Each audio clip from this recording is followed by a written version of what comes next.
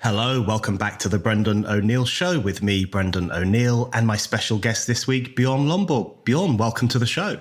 Brendan, it's great to be here. So, Bjorn, it's great to have you back on. It's always a pleasure to have you on the pod. Let's just jump straight into your new book, which is called Best Things First: The 12 Most Efficient Solutions for the World's Poorest and Our Global SDG Promises.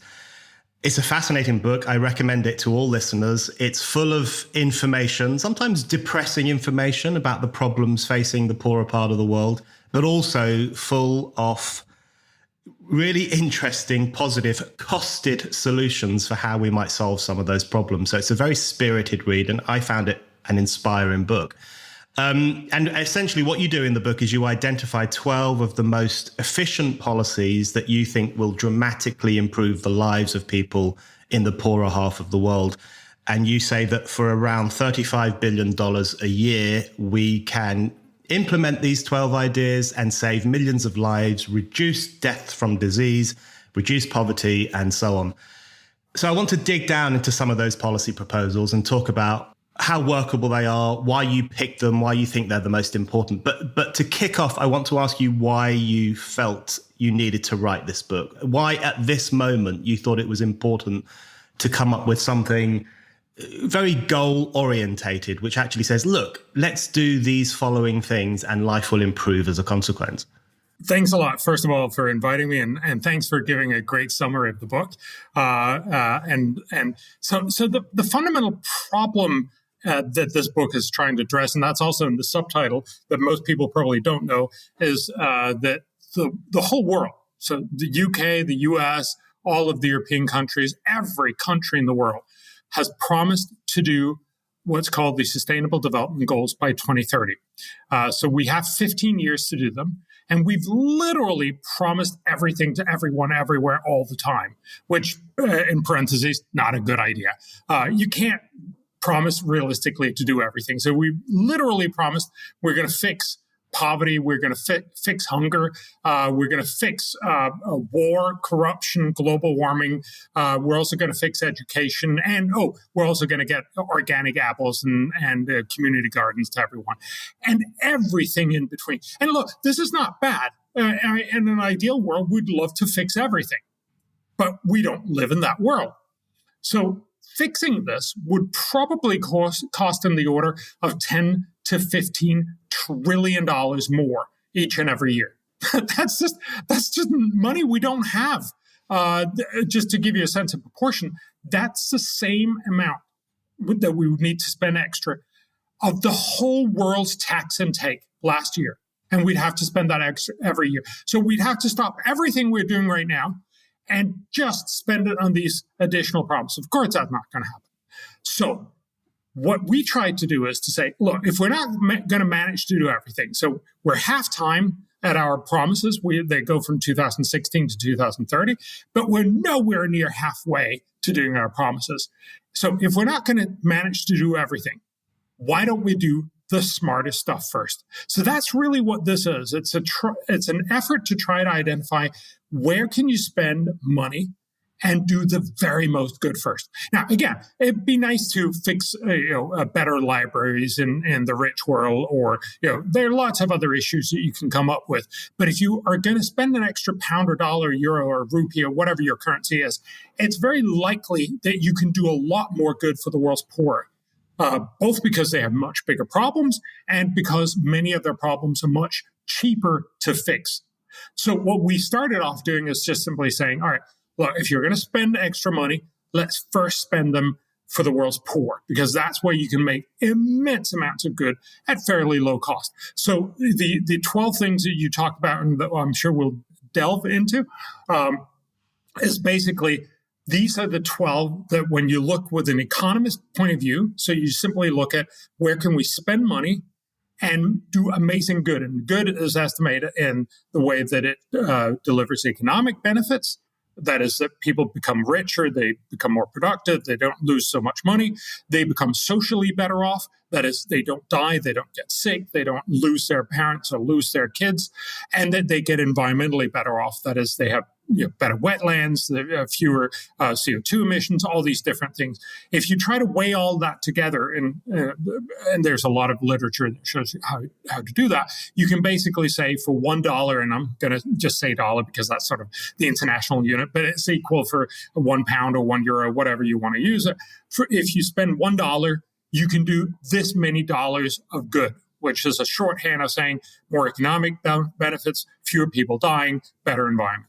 Right. So that's a very useful starting point for the discussion. And before we get into your goals, your policy, your 12 efficient policy ideas, you mentioned there the Sustainable Development Goals from the United Nations and the problem with them, and the fact that, as you say, you have a chapter called Promises, and they promise everything, really, apple pie and everything else besides, and all of which is supposed to be achieved by 2030, which is just not going to happen. As you say, we're at the halfway point, and you have a fascinating graph in the book which demonstrates how far we are from achieving these Sustainable Development Goals.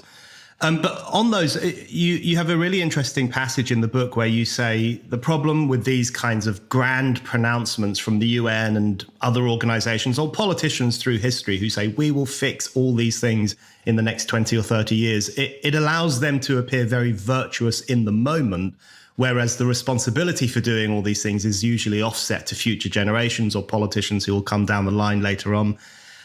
So that's an interesting way of understanding this, the SDGs, and I think a very accurate way of understanding them too. But I did want to ask you on that. You make a distinction between the Millennium Development Goals, which were brought about by Kofi Annan, which you say have actually had a positive impact on the poorer part of the world, and the Sustainable Development Goals, which are a bit more pie in the sky. Could you just outline why you think those two things are different, why the first ones worked and the SDGs not so much?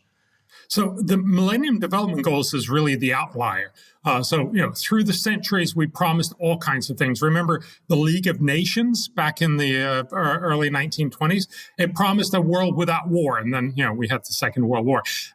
We've had a lot of not very successful promises. The UN has at least promised some 20 times to get everybody into schools. And failed miserably from 1950 to 2000.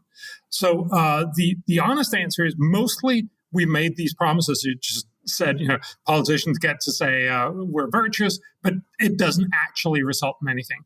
The Millennium Development Goals were different. I think we just came out of the Cold War. There is a sort of a willingness to spend more money on doing good in the rest of the world. We didn't have to spend as much money on military. There was a sense now we sort of fixed the world. And so the UN, and that was, as you mentioned, really Kofi Annan and a few other guys, they were all guys in a back room in the UN who set up these targets. And what they basically said was we should halve the people in poverty. We should halve the number of people in hunger. We should get all kids in school. We should get moms to die less, children or newborns to die less. And we should get clean drinking water and sanitation. There's a little bit else, but that was pretty much it. It was a very simple, straightforward set of promises. And everybody sort of said, yes, we should do that. That's a good idea. Again, we spent more money on it. We had more money, and we didn't manage to do all of it. And again, remember, we actually did halve poverty, but that was not mostly because the UN decided. So that was because China got immensely rich. There were certainly some things where we definitely did make a difference. One good example is in child death. In 1990, about 12 million kids died each year below the age of 5. 12 million kids, that's just an unfathomably large number. And, these are 12 million tragedies times all the family members and everything else. It's just a terrible thing. By 2015, we had half that to 6 million kids. That's still way too many, but it's a much better world. And remember, the cohorts is about the same size. So it really is a dramatic reduction. We would have expected almost 12 million kids to die each year. Only 6 million kids actually died.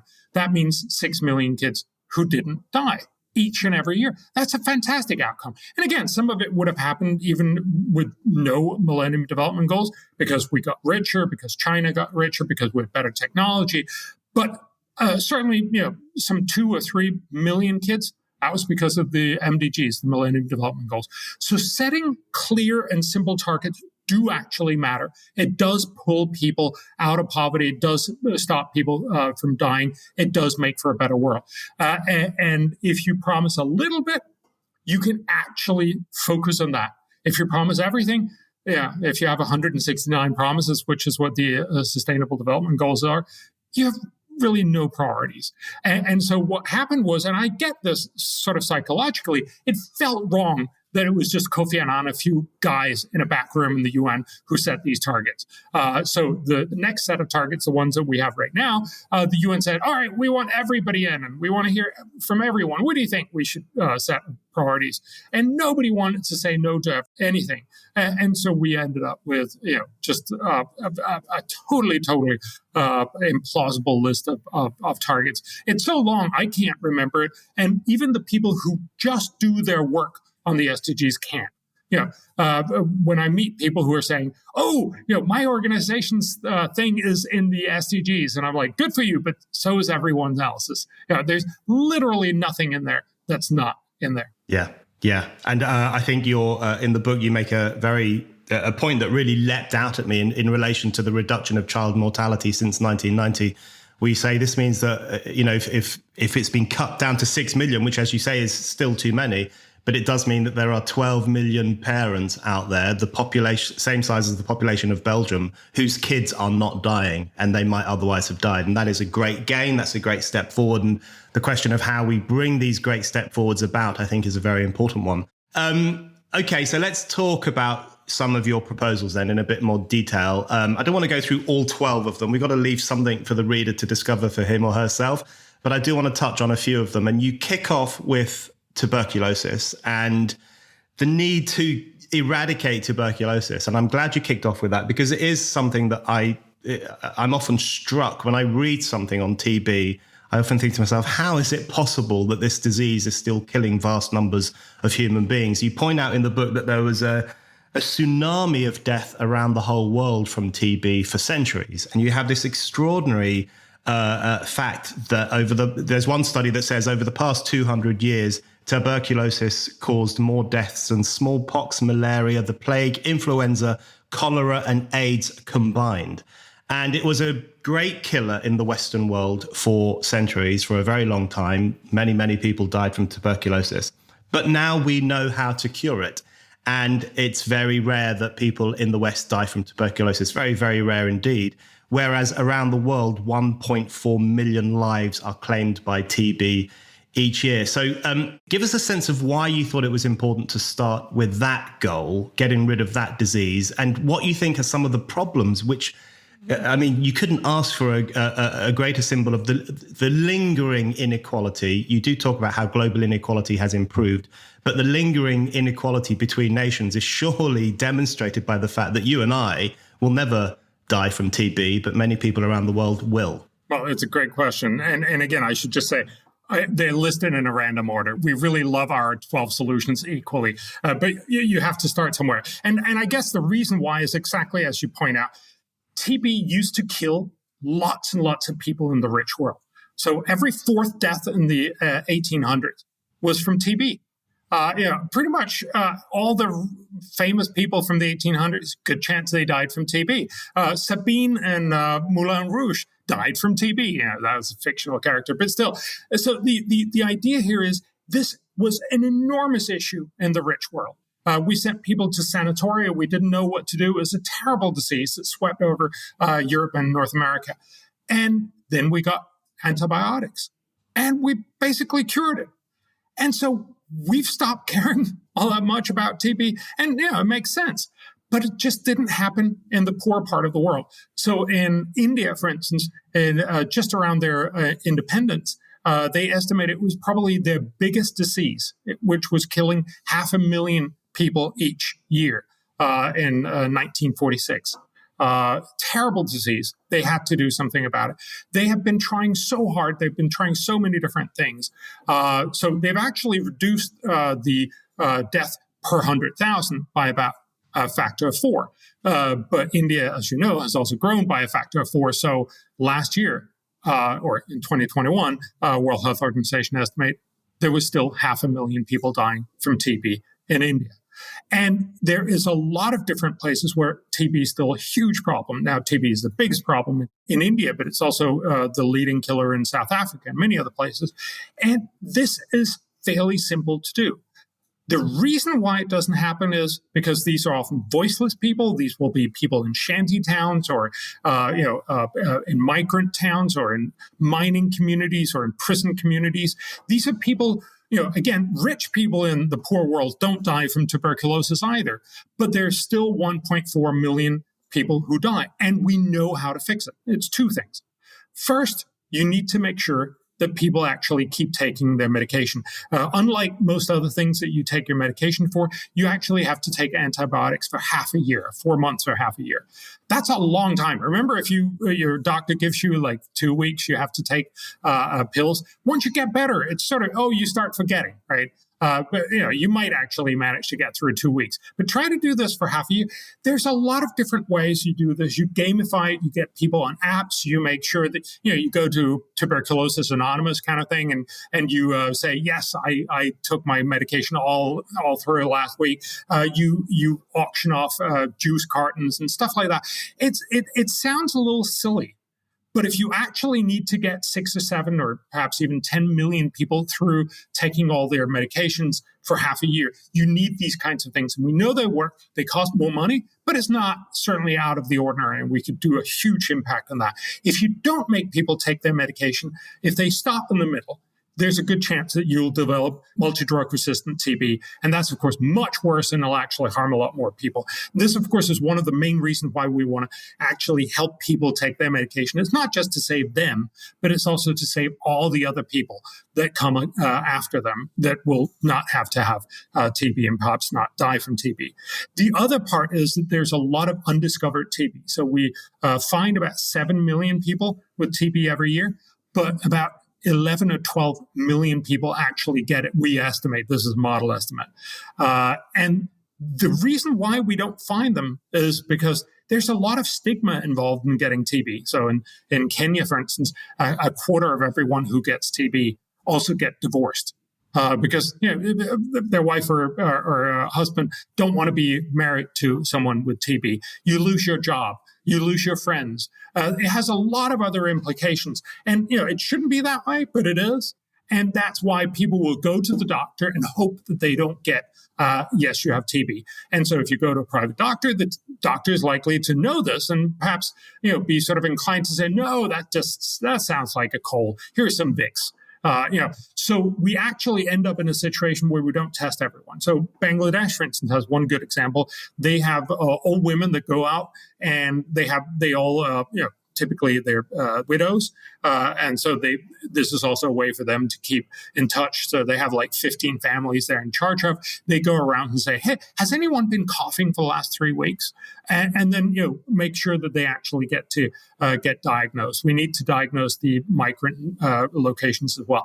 The total cost of this is something we know how to do, would be in the order of $6 billion. But if we spend that $6 billion, and remember, again, the world has promised this, but they've promised a lot of things. If we actually spent those $6 billion, we could save over this decade about 600,000 people each and every year. But in the longer run, we could avoid about 1 million cases of TB. We can't get rid of all TB because we don't quite know how to do that, but we could get rid of most of it.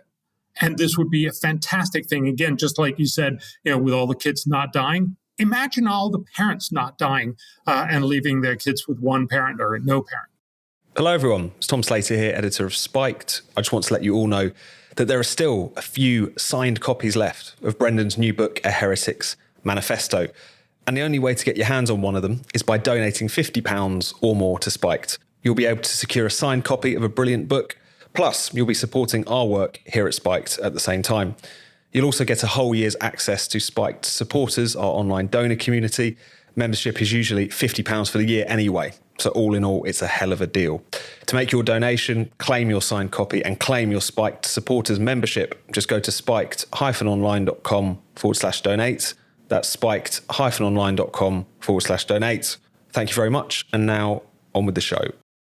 Absolutely. And as I was reading the chapter on tuberculosis, it did strike me that you described very well the problems that people face in terms of taking these drugs. So as you say, you have to take them for 4 to 6 months, which is a big ask, especially if someone is already poor, has lots of other things to do, is under the pressures of poverty and so on, may not have a convenient place to store drugs, may not have a convenient way to get to the doctor to get more drugs. I mean, there are all of these kinds of additional problems.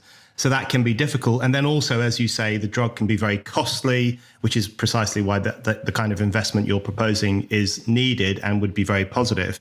But I wonder if there's a couple of other factors too. I did want to ask you why you think certain diseases touch the public imagination more than others. So if you look at AIDS, for example, the number of deaths globally from HIV-related illnesses are lower. I mean, it's terrible, but they are lower than the deaths from tuberculosis. But one disease touches the imagination, especially amongst celebrities and the virtuous of the West and people who, you know, sometimes in a very well-meaning way, want to make an impact on poorer people's lives. AIDS campaigning was all the rage for a very long time. It still is in many ways, whereas tuberculosis is not very often discussed. It's not a fashionable disease, if we want to put it as crudely as that. Why do you think that happens? And what's a way that we can get around those kinds of the way in which diseases are judged in a slightly peculiar fashion in terms of what's worth our attention? It's a good question. I mean, I think the short answer is there's a number of factors. One is back when HIV started, we didn't know how fast it would spread. It might actually really spread to everyone. There was a sense in which this could hurt us all. And that, of course, also goes to if it hurts rich people in the rich countries, we'll do a lot more to figure this out. Which, you know, makes sense. Look, it's not unreasonable to say that we spend most of our health money in rich countries. Rich countries spend most on rich countries. But that was certainly one part of it. So, and it was also this sense of we don't know how far this will go, so we better be careful. A little bit like we were with COVID. You're much more worried about this thing that could potentially explode. Whereas TB, I mean, we've been there. It's an old disease. It's hundreds of years old. They used to have in old Egypt. We kind of know how this works. So it's just an old hat, if you will. And then very, very clearly, there's an issue of saying, if there's nobody in the West who gets it, then it doesn't really show up, certainly in the global media landscape. There's one final thing, which is because HIV leaves you HIV positive for life. That means you can't really escape it. So you might as well get into campaigning and saying we need to do something about HIV. But tuberculosis, you can get cured, and then you don't have tuberculosis. So what happens is the people who've had TB, once they're cured, they start talking about, TB is not very, not an important disease. I've never had it, kind of thing. And so you have this sense that it doesn't really become a big issue. Nobody wants to be seen to be pushing it because I certainly didn't have this terrible disease.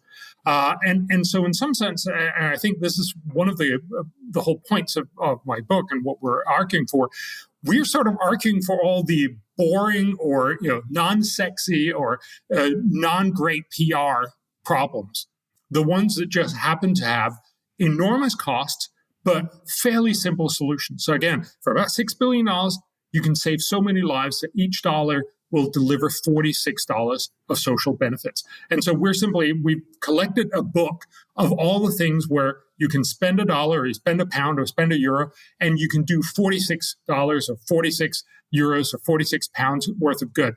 And the whole book only contains these things that do more than $15 worth of good for every dollar spent. So I want to ask you about another one of those things now, which is education. And I found the chapter on education really interesting because it articulated something that I'd been thinking about and couldn't quite put into words. You have this interesting take where you say that one of the problems because we hear about the necessity of education in the developing world all the time, especially the importance of education for girls. I mean, this is a great talking point, and we have things like Comic Relief in the UK, which are very often designed to raise money for education in the developing world, especially for girls and so on. So that is something that people are conscious of and concerned about. But you have this interesting position where you say one of the problems with our investment in the educational sphere in the poorer parts of the world is that we invest in schools, but not in learning. And so you have the erection of schools and buildings in all parts of Africa, for example, in rural, very poor rural communities. We'll sometimes get a new school building. But you make the argument that that's good, but the question of what's being taught in those schools or what learning is taking place tends to be a secondary consideration if it's considered at all. So could you just explain what you mean by that and how your policy proposal would bring about learning as well as just a school in a community? Yes. So this actually goes to show both that it's not about the topic. It's not, everybody agrees that education is important, but it's about what specific policy are you going to do to improve learning. So there's actually a lot of things. So the World Bank has a sort of huge compendium of all the things that we've studied throughout the last 50 years, what works and what doesn't. And unfortunately, in education, most of the stuff that you want to do in education, there's no evidence actually works. And quite a bit of it we know doesn't work. And then there's a few things that actually really work well. And so what we did was we asked a lot of our education economists, what are the best ways to spend money on education? They all said these two things that we're basically advocating, namely teaching at the right level and structured teacher plans. So basically help the students learn better and help the teachers teach better. But before I get into that, let me just tell you one great example of how not to do it, because that sort of gives you the setup. Again, as you say, because there's actually in quite a few countries, there'll be a lot more kids through school age. You will need to build more schools. But so you can't get out of that. But we should just recognize this is not actually the way that we make education better. And I don't think we have a good sense of how dire the problem is. So for the last 50 years, we've worried about getting kids into school. We just thought, if we just get them into school, that's great. And it's certainly better than not having them in school. But they're learning very, very little in there. So it's estimated that while we have technically not eradicated, but mostly eradicated illiteracy, we've not actually created kids who can read and write and understand. So one good test, I share that in the book as well, is this question that you ask 10-year-olds. So you actually ask them to read it. And it says, VJ has a red hat, blue shirt, and yellow shoes. What color is the hat? This is not hard, right? I mean, it's red. But unfortunately, 80% of 10-year-old kids in the poor half of the world, so the low and low middle income countries, cannot answer this question correctly. And there's a lot of other, they don't just rely on this one question, right? But the fundamental point here is they can't piece together all these words. They can read the individual, VJ, they can read the red, they can read the hat, but they can't make it into a sentence. That obviously means they're not very helped by knowing technically how to read, unless they can actually read. And we need to get them to doing that. The big problem in most schools is that you have, say, all the 12-year-olds in one grade. You have all the 13-year-olds in one grade, and so on. That means if they're all pretty much in the same level, which they often will be in rich countries, that's fine, because the teacher will just teach them at that level. But in many countries in the poor part of the world, they're all over the place. So, some of these kids are far ahead and incredibly bored. Many of these kids have no clue what's going on and, need much, much more help. The teachers can only do one thing. They can only teach at one level. But in reality, they should teach for each one of these kids. Say there are 50 kids in the class. They need to teach each one of those kids at his or her own level. There's no way one teacher can do that. But there's a solution. If you put these kids 1 hour a day in front of a tablet with educational software, that software will teach the kid very quickly, find out exactly where this kid is. And then every day, you just do 1 hour a day, you will learn so much that by the end of the year, remember, 7 of the 8 hours, you still have the same old boring school, but 1 hour a day, you actually learn a lot of stuff because of the tablet. Over 1 year, this student will, on average, learn as much as he or she would normally have learned in 3 years. The cost is $21 per kid per year. And remember, we include that we're assuming some of these tablets are going to get stolen. Some of the teachers won't do it right. Some of the kids won't, there's going to be corruption. There's going to be standard sort of incompetence, all that stuff. So this is real world outcomes. This is stuff that's already been trialed in a lot of different countries, $21, and then you will create benefits that are worth basically in the sense that this kid will go out when he or she becomes adult. She will be more productive. That means she'll have a higher income. That means she'll help make her whole society richer. That total benefit in today's money is worth about $1,000. Spending $21 to do $1,000 is a great deal. And that's the basic point. So, globally we find, or for most of the poor half of the world, it'll cost about $10 billion.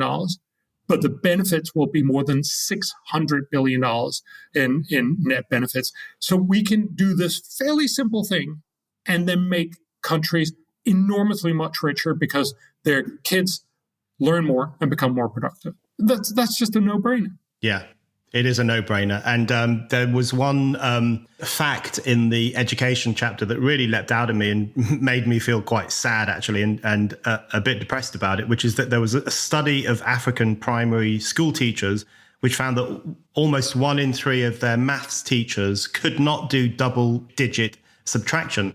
Now, that's not a judgment on these teachers. They will have had a poor education themselves. They will be under extraordinary pressure. I'm sure they do a good job with the skills that they have in the buildings that they have. But that is an indicator, isn't it, of how serious the problem of learning is. And I wanted to ask you if the kind of discussion that you outlined in this book, which is that there's been investment in schools but not in learning, are those kinds of discussions being had at the highest levels? Are they being had amongst UN officials, amongst people who oversee the Sustainable Development Goals, amongst those who talk about girls' education in particular and the importance of it? Because very often what we see are those kind of slightly happy, clappy videos of a school going up and children traipsing to it looking very happy. And as you say, building schools, incredibly important. But are those discussions taking place about the fact that some teachers can't do the basics, unfortunately, and the question of what's being learnt inside those buildings? A little bit, but not nearly enough. And this goes back to the whole idea of saying everyone wants to just say we should do all good things.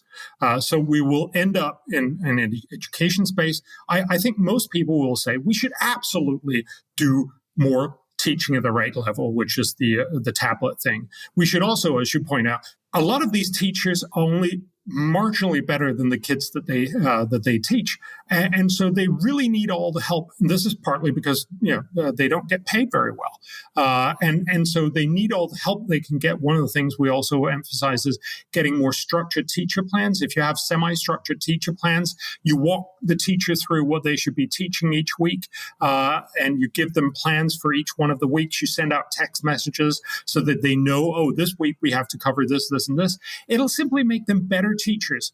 And so the kids will learn more. And if you do this, it'll cost about $9 per student per year.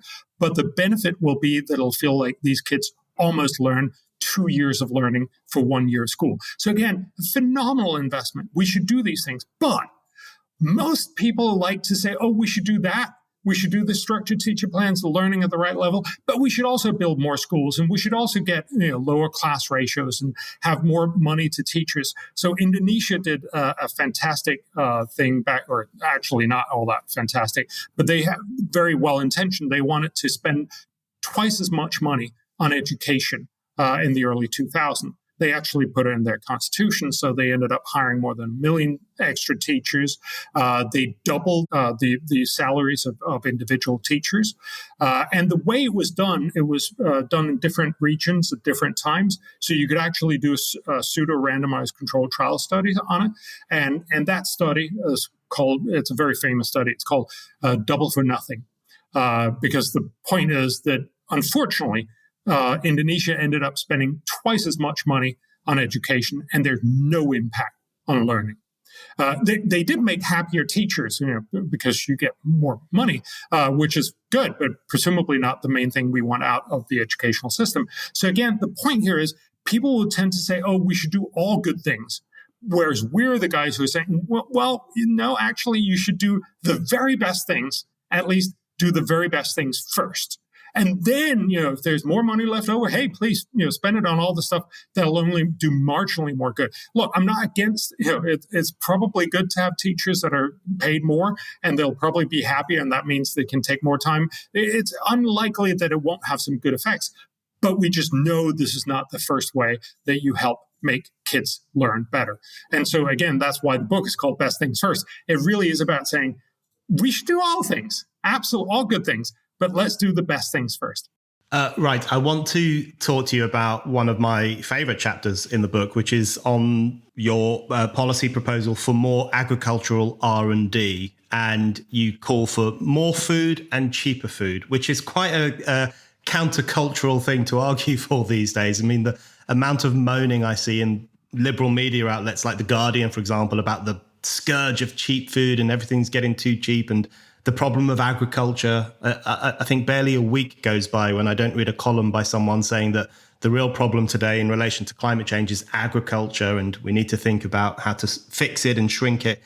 So I found this a very positive chapter, an inspiring one too. And you say that it's time for a second green revolution. And the basis for this chapter is that the problem of human hunger has improved enormously over the past couple of centuries. The majority of us used to live in a state of hunger or close to a state of hunger. And you say now that it's around 768 million people who experience the problems of hunger, which is still far too many. One slightly depressing note is that you point out that over the past 6 or 7 years, the problem of malnourishment has got slightly worse, including as a result of the COVID pandemic, when there was a bit of a downward blip in terms of our attempts to improve the problems of malnourishment and the problems of hunger. But just outline for us what you think needs to happen with agriculture, how it can be boosted in order to produce more food and cheaper food that would alleviate these problems of hunger that still exist. Yeah. So first of all, absolutely, hunger has gone down dramatically. I found this statistic that I didn't know existed before.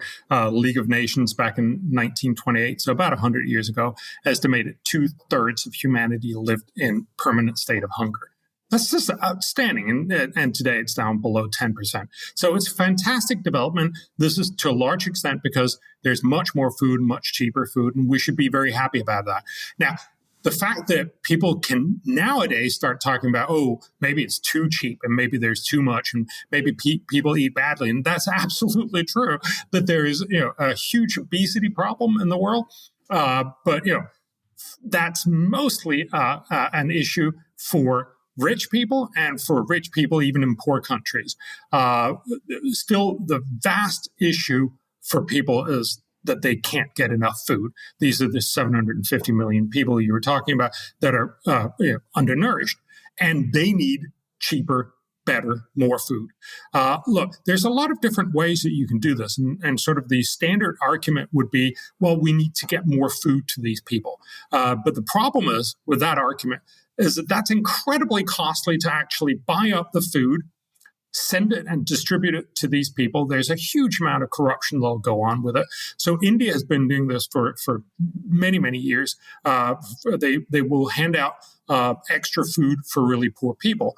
But the problem, of course, is not only is it hugely corrupt, you also sell the worst kind of food to these people because it's big state corporations that buy it up. They're mostly interested in how many calories do they have, and so you end up. I met with Gandhi, who was the federal minister for women and children, and she was saying, trying to eat one of these, this is terrible.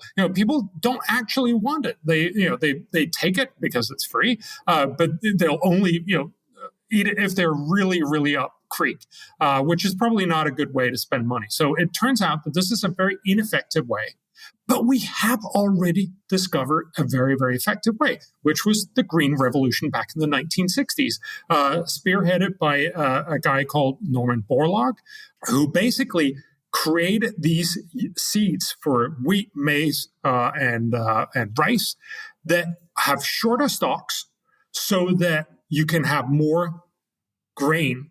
They can carry more grain and they don't have to spend as much energy to put into the stalks. So you actually get much, much more grain. That means you get more per hectare and more per acre. And that basically means you plant a new seed, you get much more food. That's a fantastic thing. I don't know how correct this is, but he's been addressed. He got the Nobel Peace Prize for it in 1970. He's the only guy I know who could put on his CV that he saved 1 billion people from dying. That's a pretty cool thing to be able to put on your CV. But this was mostly for the rich and the upper middle income countries. This was for wheat, rice, and maize, but not for sorghum and cassava and all these other things that are grown in poor countries. We need to do the same thing for these poor countries, because if you can make sorghum that is more effective, then you don't have to distribute it out with lots and lots of food. People will want to have that new seed, plant it, and grow more food. And what will happen then is, and we know this very, very well, if you spend more money on research and development into this, it has a very predictable outcome of you getting better yields. Not fantastic. We're not talking about suddenly you'll have 50% more yields, but it'll be, instead of 1% more per year, it'll be 1.5% more per year. But over 50 years, that turned into a huge deal. So what you will have is farmers will grow more food, which is great for farmers, but the price for each one of these foods will actually be lower, which is great for consumers. So both farmers and consumers will win. And because research is incredibly cheap compared to the huge outputs of more food that will lead to in the long run, that's just good for everyone. So we estimate for about $5 billion, which is not nothing. But again, $5 billion, you can actually end up with $180 billion more in agricultural output and the value. You could actually, we believe this is probably vastly underestimated, but at least for every pound spent, you will do 33 pounds of good. How amazing is that? So again, this is the smart solution to nutrition. It's not to say that we shouldn't also do other things, but this is the one that we should do first. Spiked couldn't do what we do without the generosity of listeners and readers like yourself. Those of you who donate £5 or more a month or £50 or more a year are eligible to become a Spiked supporter. Being a Spiked supporter gives you access to a whole range of perks, including discounted or free tickets to all our events, discounts in our shop, and the ability to bookmark and comment on articles. So become a Spiked supporter today by going to spiked-online.com/supporters. That's spiked-online.com/supporters. Reading the chapter on agriculture and the need for a second green revolution, I did start thinking about the problem of virtue. Virtue is a good thing, but the problem of performative virtue, I guess, because you do talk in that chapter about the Sustainable Development Goals include the goal of fortifying agricultural systems, improving productivity in agriculture, both of which are things that we would agree with. But then lots of other ideas get attached to the SDGs goal on agriculture as well. So they say it has to be done in a way that improves land and soil quality, that helps communities adapt to climate change problems and extreme weather and other disasters. And so what you have in the SDG on agriculture and the need to improve agricultural productivity is lots of other concerns being put onto it as well. And this comes back to your point that the problem of everything-ism. People want to do everything rather than focus on what needs to be done and what can be done right now. Do you think there's an issue where often we look at the developing world through, I guess, an overly moral lens in a way, where we think not only are there things that we can do together to improve the living standards and the everyday lives of the poorer part of the world, but we also feel the need to impose moral categories on what they do in terms of, well, you can improve your agriculture, but you've got to make sure you do it in a very super sustainable way, that you're eco-friendly, that you don't do anything that we would find offensive from our perspective. Is part of your mission with this book to strip some of that stuff away, not necessarily because you don't think those things are important, but in order to accentuate the most important thing and the question of how we can achieve that in fairly short order? There's definitely that sense in which the Sustainable Development Goals have become everything that everyone thinks is important. So, the obvious argument is we should also have more organic food. And that's also one of the goals in there. And look, for rich countries, that is a potentially useful conversation. This will take the total discussion into a very different kind of field. But the main point here is to say that certainly on current technology, you just can't feed most people on organic foods. Just to give you one pointer, about half of all food today is grown with synthetic fertilizer. That means fertilizer made mostly from gas, natural gas.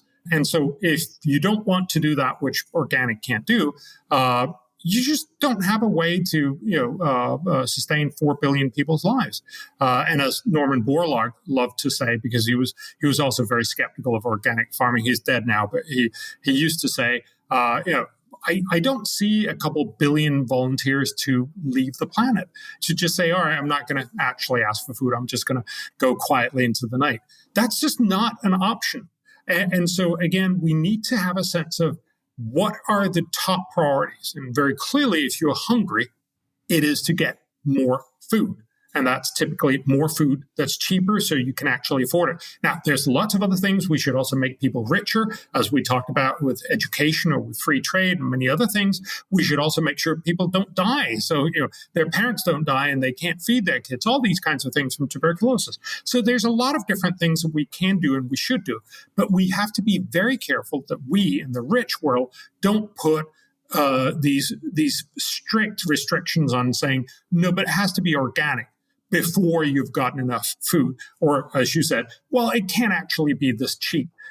Well, maybe you can have that view if you live in England, but it seems perhaps a little unreasonable to have that view if you live in Malawi.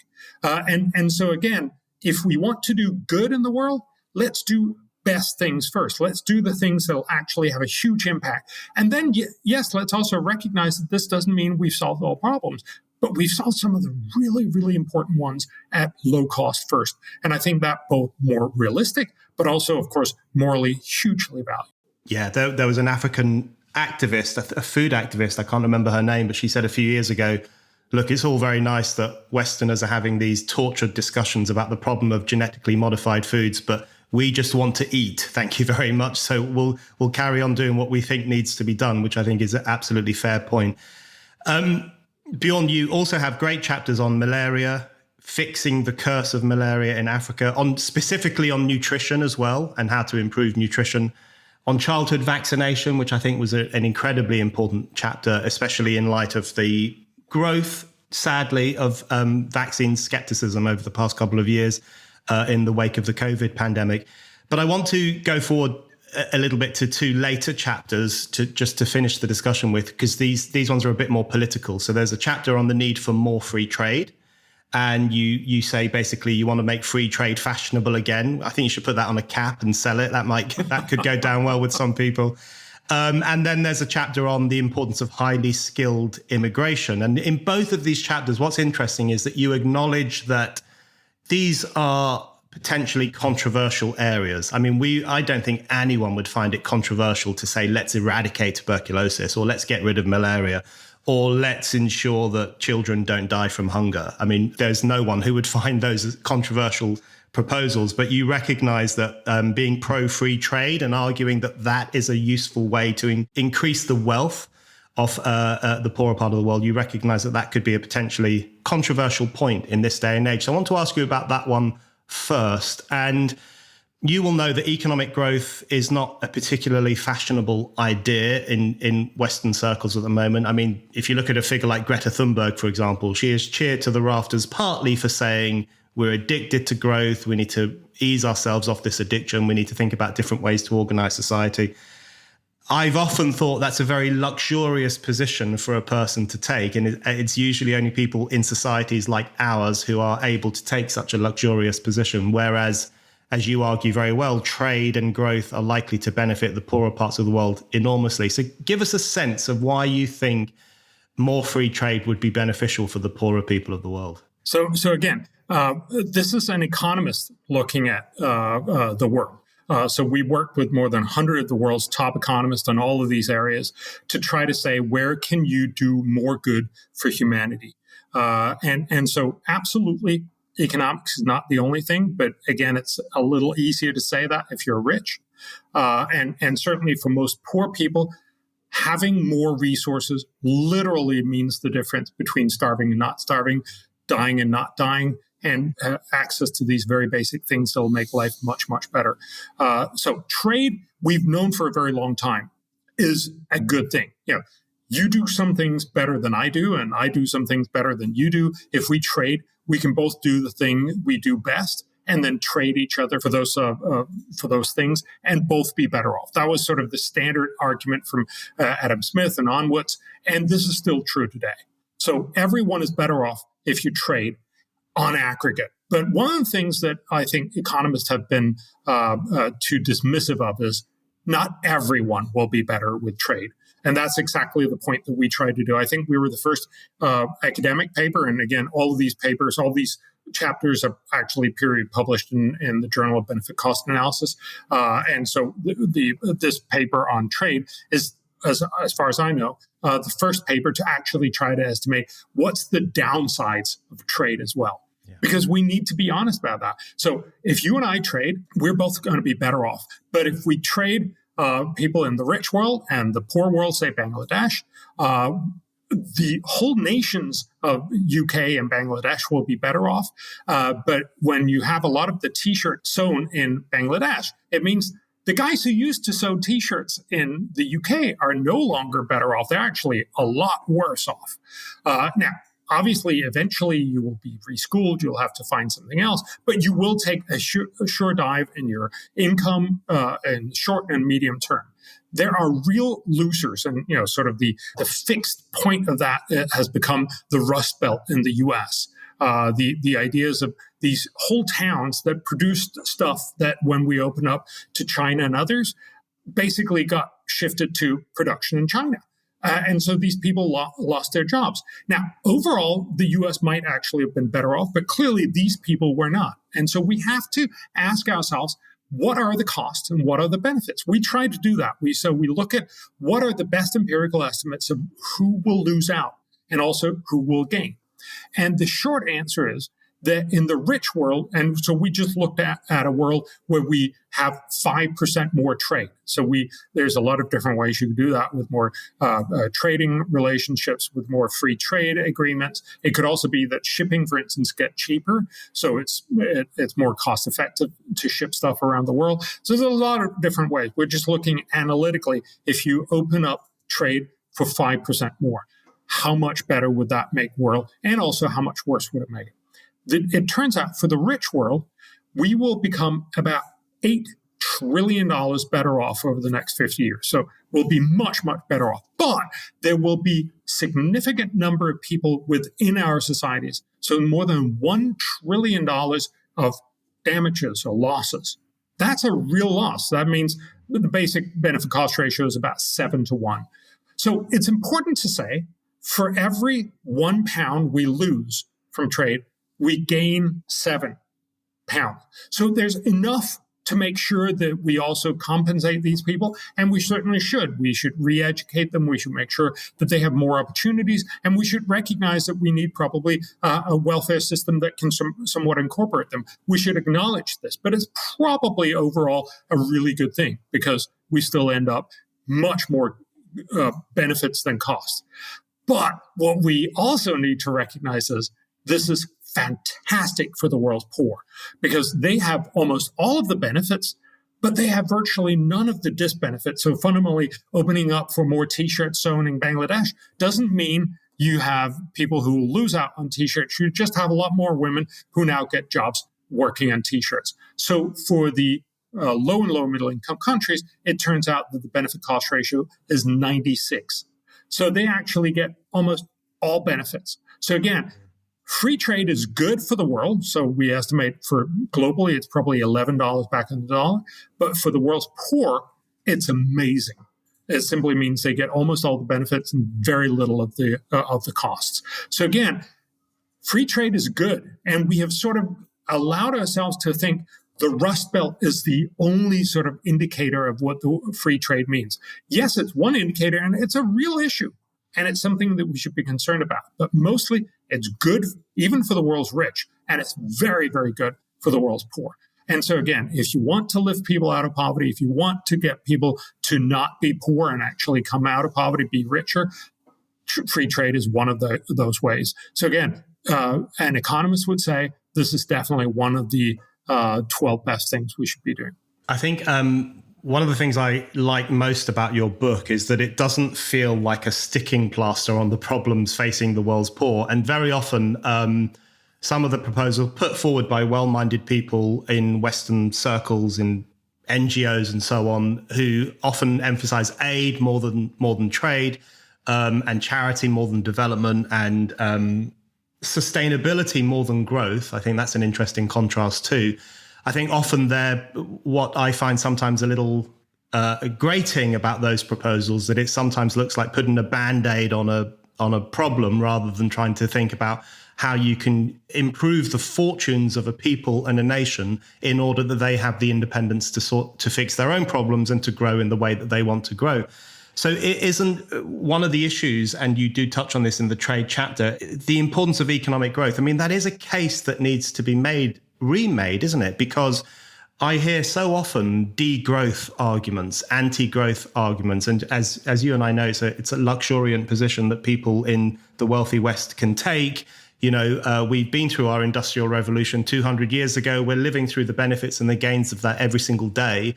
So we're in a privileged position, but it is important, isn't it? Alongside all these great proposals you have for eradicating that disease, improving the health of mothers and children and so on, we do need to emphasize on the importance of growth in order to expand the wealth of the world, and the poor world in particular, so that they can gain an independence in the way that our nations have.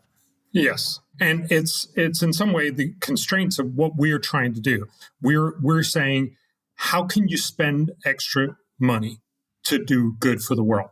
And I'm not quite sure how you could spend extra money to, for instance, increase growth directly. But certainly we indicate there's ways that you could spend money, for instance, in accepting some loss from the Rust Belts of the world, in saying, let's have more free trade. And that's the point that we're making, that there are specific places where you can incur fairly small costs and have amazing benefits. And again, surely we should get those on board first. So in some sense, instead of making this into that more generalized and slightly antagonistic conversation, well, we should do degrowth or we should do growth or that kind of thing. No, it's just simply, shouldn't we do stuff that'll actually make the world's poor amazingly much better off at fairly low cost to us? I think maybe we should.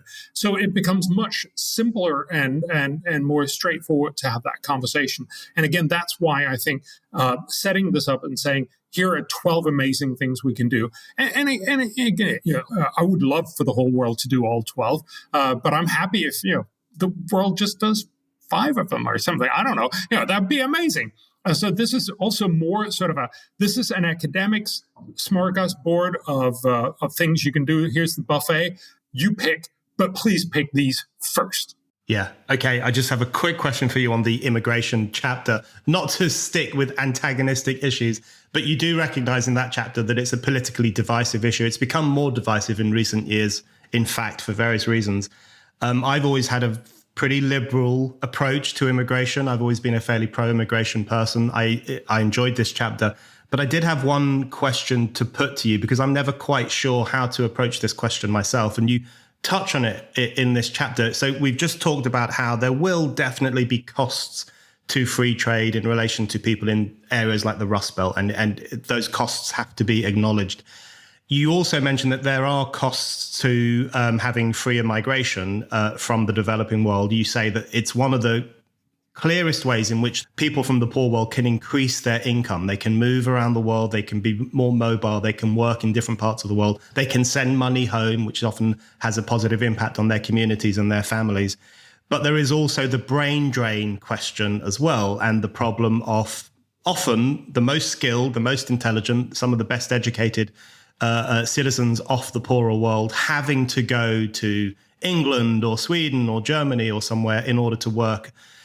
How do you address that problem? And that's a clear cost, isn't it, of this proposal, and one that ought to be factored in, I suppose, into this discussion. Yes. So I think it's important to just take a step back. Economists like to say that the world is hugely misallocated because people with the same skills in poor countries could make much, much more, could be much more productive in a rich country setting. So some of these very sort of theoretically inclined economists are saying they're literally trillion-dollar bills lying on the pavement. We should pick them up. We should just allow all immigration, and then the world would be sort of 50 to 150% richer, which is just outstanding. It's just way more than anything else I'm talking about in the book. It's also fantastically unrealistic. Because it means that you would have to have, there's about 700 million in the working force in the rich countries in the OECD, and you'd have 2.4 billion people, workers moving to the rich West.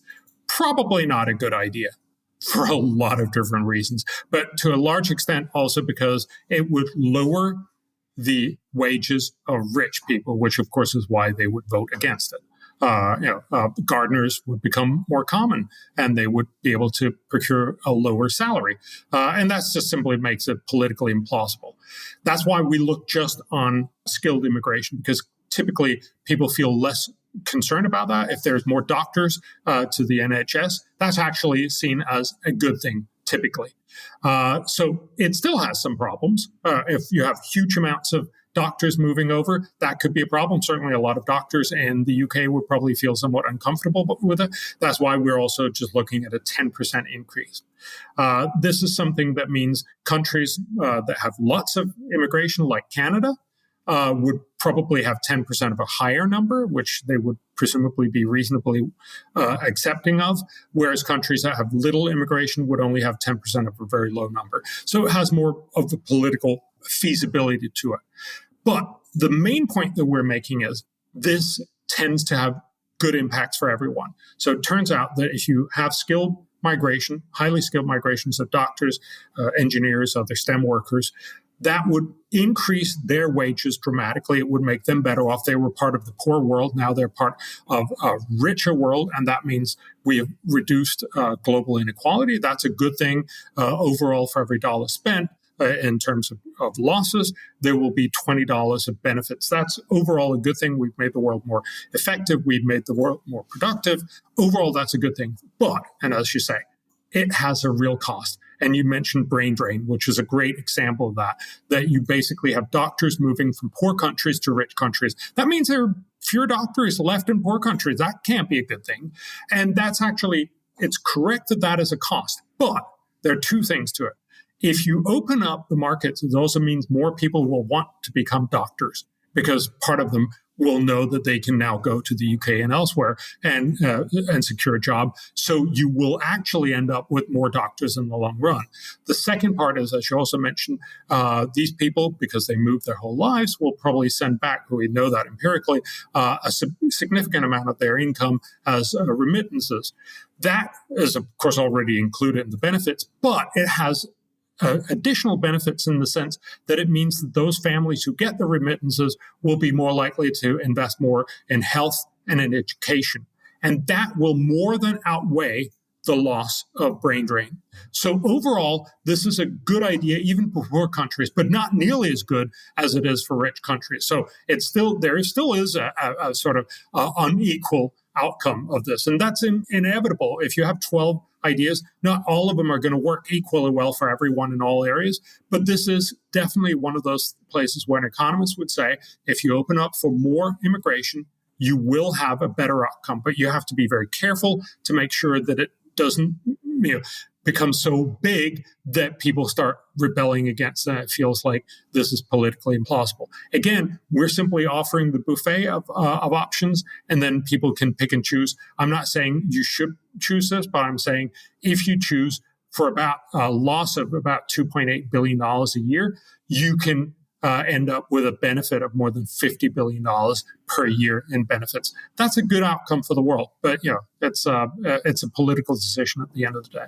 Okay, my final question for you. On this buffet that you've laid out before us all, full of tasty ideas, fascinating ideas, and positive proposals. You make the case in the book that you hope that readers will exert some pressure on the political class to take these 12 ideas seriously, that billionaires, if they are going to invest in some issue in the world, that they might pick one of these 12 issues, and you make that case very well. Are you hoping that your book will contribute to, I guess, not just philanthropy and wiser forms of investment in the problems facing the world, but also a cultural shift too? Because it does sometimes strike me that we sadly live in rather downbeat times. Human beings are often treated as a bit of a pox on the planet. Everything we do is bad. We're a problem to be curbed rather than a fascinating species whose energy should be unleashed. That's often how things are presented.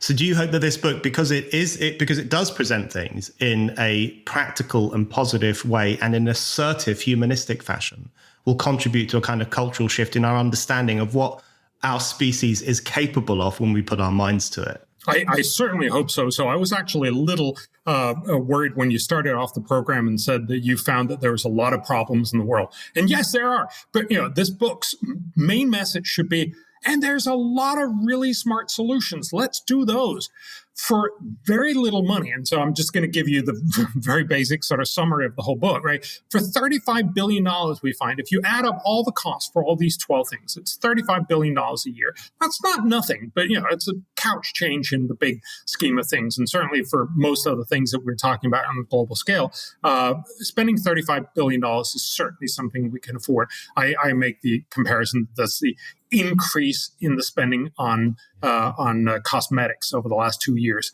globally. We can probably afford $35 billion. If we spend $35 billion, we can save 4.2 million lives each and every year. And we can make the poor world $1.1 trillion richer each and every year. That's almost $1 per person per day in the entire lower half of the world. How cool is that? So yes, this is absolutely about saying, this is a problem with not just one or two favorite problems that you hear a lot about in the press, but with lots and lots of problems, but also lots and lots of solutions. Some of these solutions are pretty ineffective. Some of them are amazingly effective. Let's do the effective ones first. And I think that's not just, something that's obviously true, but it's also something that we can all agree on, which is absolutely fantastic in this very, very divisive age. We all agree that spending a little money incredibly effectively to do good for humanity is probably something we ought to do. And then, yes, it's also a very optimistic message at the end of the day. This is a fantastic thing. It doesn't mean we've fixed everything. As I also said, we're not actually going to eradicate tuberculosis because, there's a lot, we could get into a whole lot technical issue. But the fundamental point is we can dramatically reduce it. And that by itself is an incredible outcome. So this is not solutions to all the world problems, but this is a fix to some of the main issues that are very, very cheap, very, very effective, and will leave the world better off. It'll get us all together, and it'll actually be a very optimistic message. Bjorn Lomborg, thank you very much. Hey, thank you.